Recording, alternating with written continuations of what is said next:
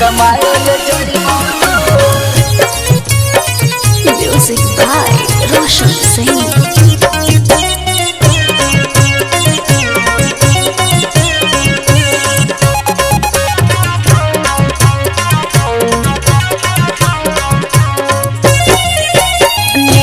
रोटी खिलाइबो हो पिया प्यार करबो भरपूर बाकी जइहन दूर। आ सुना हो नीमक रोटी खिलाइबो हो पिया प्यार करबो भरपूर बाकी जइहन दूर। परबल बेचे जइबै महवतपुर ये राजा मत रह दूर। परबल बेचे जइबै महवतपुर ये राजा मत रह दूर। लगलौ नानो करिया धनिया हियौ हम मजबूर एही से जइबौ दूर। अरे मत जाओ।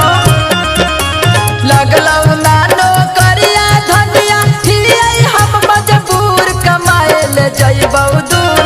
परवल बेचे जइहे न भागलपुर कमाए ले जइबौ दूर। सब्जी बेचे जइहे न मोहम्मदपुर कमाए ले जइबौ दूर।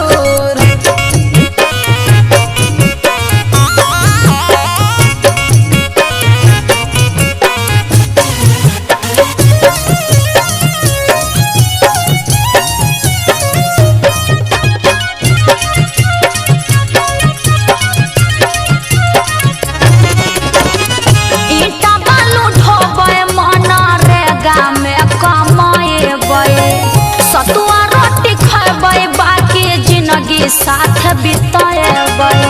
अरे टेंशन काहे ले हो जी। खेत बाड़ी होतै न धनिया करबै कमाई। रुपया पैसा लाई के हम बबुआ के पढ़ाई। कर लेबै गुजारा कसहू बेच के तरबूज पिया हो जइहन दूर। बात के तनी समझ। कर लेबै गुजारा कसहू बेच के तरबूज पिया हो जइहन दूर।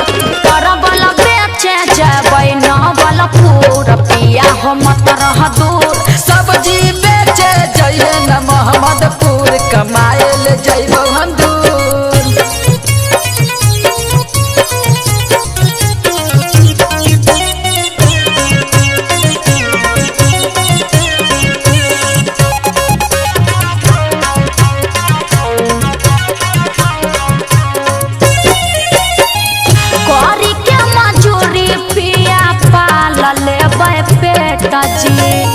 झिलेबै बलमुआ तोहरा के देख देख जी।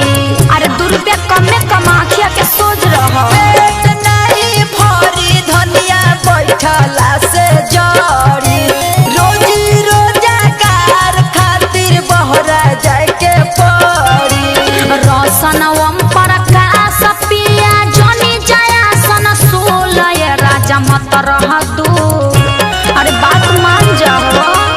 ओम प्रकाश रोशन पिया जनी जया सन सोल ये राजा मत रह दूर। परबल बेचे जइबै भागलपुर पिया हो मत रह